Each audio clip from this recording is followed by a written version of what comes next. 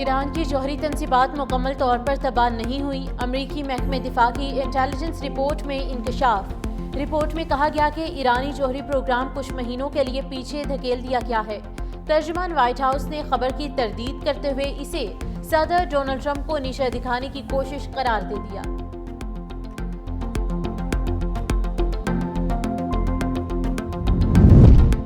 امریکی صدر ٹرمپ باضابطہ طور پر نوبل امن انعام کے لیے نامزد۔ جارجیا سے ریپبلکن کے رکن کانگریس بڈی کارٹر نے صدر ٹرمپ کی نامزدگی کے لیے نوبل کمیٹی کو خط لکھ دیا۔ بڈی کارٹر نے لکھا کہ اسرائیل اور ایران کے درمیان مسلح تنازع کے خاتمے میں ٹرمپ کے غیر معمولی کردار کے اعتراف میں نوبل امن انعام کے لیے نامزد کیا جانا چاہیے۔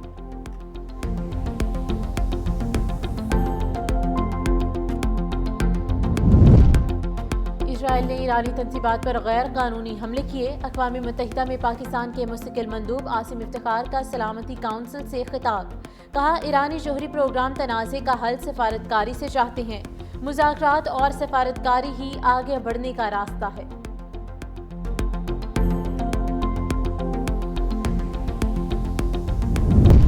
اور مانسون بارشوں کا ایک اور سسٹم رنگ جمانے کے لیے تیار، راولپنڈی اور اسلام آباد میں بارش، ناروال میں بھی بادل برس پڑے، موسم خوشگوار، لاہور میں بھی بادلوں کے ڈیرے، محکمہ موسمیات نے آج سے بارشوں کی پیشگوئی کر رکھی ہے۔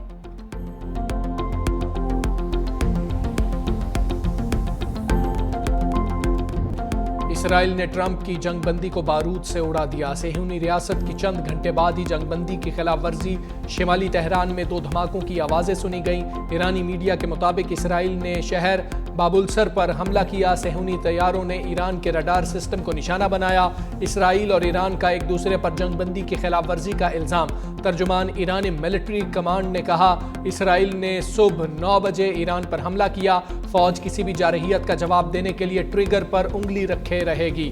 صہیونی وزیر دفاع نے الزام لگایا کہ ایران کی جانب سے 2 بیلسٹک میزائل داغے گئے۔ ایران نے جنگ بندی کی خلاف ورزی کا الزام مسترد کر دیا۔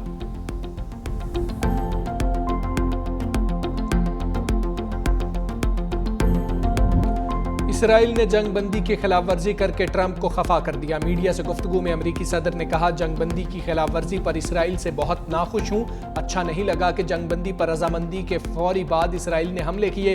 اسرائیل سے کہتا ہوں کہ تحمل سے کام لے، اگر مزید بم گرائے تو یہ عالمی قوانین کی سنگین خلاف ورزی ہوگی۔ مزید کہا ایران کی جوہری صلاحیتیں ختم ہو چکی، ایران کبھی بھی اپنا جوہری پروگرام دوبارہ نہیں بنائے گا۔ سعودی عرب نے بہت اچھا کردار ادا کیا۔ ٹرمپ کا اپنے بیان پر یو ٹرن، بولے ایران میں حکومت کی تبدیلی نہیں چاہتے، رجیم چینج سے افراتفری پھیل سکتی ہے۔ ڈونلڈ ٹرمپ نیٹو سمٹ میں شرکت کے لیے نیدرلینڈز پہنچ گئے۔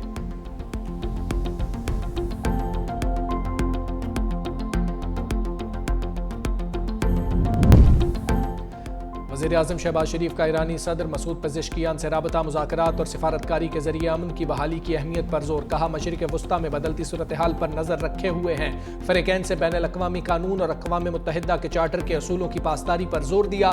ایرانی صدر مسعود پزشکیان نے حالیہ کشیدگی کے دوران پاکستان کی مستقل اور اصولی حمایت پر وزیر اعظم کا شکریہ ادا کیا۔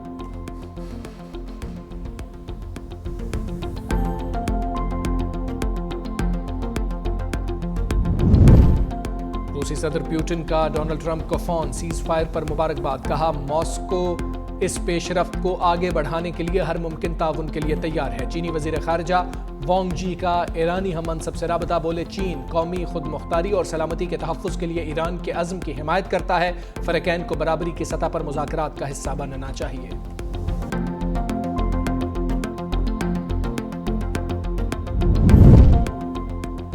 مکار اسرائیل کی ایران قطر تعلقات میں دراڑ ڈالنے کی کوشش، امریکی اڈوں پر ایرانی میزائل حملہ، قطر نے ایرانی سفیر کو طلب کر لیا۔ قطری وزیر اعظم محمد بن عبد الرحمن کہتے ہیں ایران کے حملے پر حیرت ہوئی، حملے دونوں ممالک کے تعلقات پر اثر ڈالیں گے۔ لبنانی وزیر اعظم نواف سلام بولے حملے پر قطر کے ساتھ اظہار یکجہتی کرتے ہیں، اسرائیلی حملے ایران کی خود مختاری کی خلاف ورزی تھے۔ ایرانی صدر مسعود پزشکیان کا قطر کے امیر کو ٹیلی فون، کہا میزائل حملہ ایران پر امریکی حملے کے رد عمل میں تھا، ایران کا قطر سے تصادم کا کوئی ارادہ نہیں تھا۔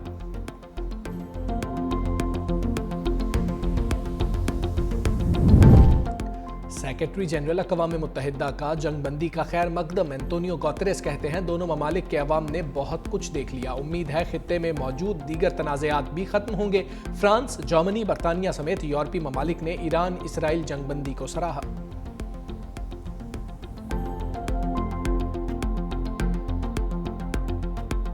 میں سمجھتا ہوں کہ ایران کی مستقل مزاجی، اس کا حوصلہ جو ہے نا، اس کی فتح ہے کہ جس طرح انہوں نے اپنے سے کہیں زیادہ مسلح دشمن کا مقابلہ کیا اور ایک نہایت ہی جارحانہ ماحول میں انہوں نے اپنے ملک کا دفاع کیا۔ ماضی قریب کے اندر مسلمانوں کو 2 فتح نصیب۔ ایران اور اسرائیل کے درمیان سیز فائر خوش آئند ہے۔ وزیر دفاع خواجہ آصف کہتے ہیں ایران نے جارحانہ انداز میں اپنے سے بڑے دشمن کے خلاف بھرپور دفاع کیا، سیز فائر کو عالم اسلام کی جڑواں فتوحات قرار دیتے ہوئے مسلمانوں کی اجتماعی کامیابی قرار دیا۔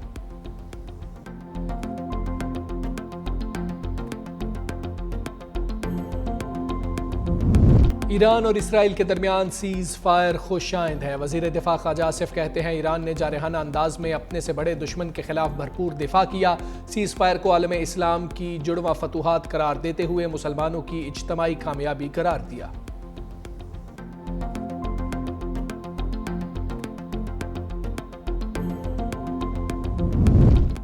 امن دشمنوں کے خلاف ایکشن، شمالی وزیرستان میں فورسز کا آپریشن، بھارتی پراکسی فتنہ الخوارج کے 11 دہشت گرد ہلاک، فائرنگ کے تبادلے میں میجر سید معیز عباس اور لانس نائک جبران اللہ شہید۔ میجر معیز شہید کا تعلق چکوال اور لانس نائک جبران کا بنو سے تھا۔ پاکستانی سیکیورٹی فورسز بھارتی حمایت یافتہ دہشت گردی کے مکمل خاتمے کے لیے پرعزم۔ اڈیالہ کے مکین کے لیے بڑا دھچکا، بانی پی ٹی آئی کو 9 مئی کے 8 مقدمات میں ریلیف نہ ملا۔ لاہور ہائی کورٹ کا بانی پی ٹی آئی کی ضمانتیں خارج کرنے کا حکم، ضمانتوں کی درخواستیں مسترد، عدالت نے محفوظ فیصلہ سنایا۔ جسٹس شہباز رضوی کی سربراہی میں 2 رکنی بینچ نے فیصلہ محفوظ کیا تھا۔ مقدمات میں جناح ہاؤس حملہ کیس، شادمان حملہ اور عسکری ٹاور کیس شامل۔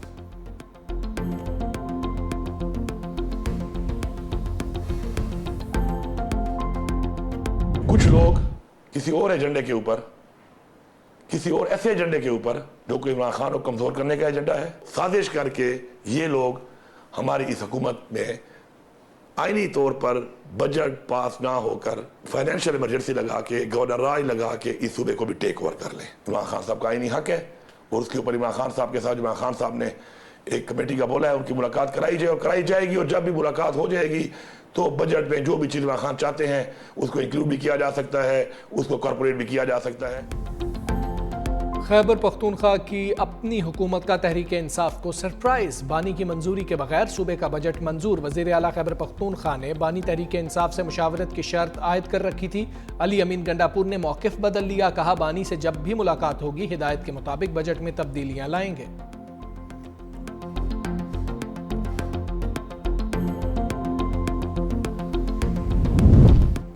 بھارتی براڈ کاسٹر بھی انتہا پسند مودی کے نقش قدم پر۔ ایشیا کپ میں براڈ کاسٹر کے آفیشیل پوسٹر سے پاکستان غائب، بنگلہ دیشی، شری لنکن اور بھارتی کپتان موجود۔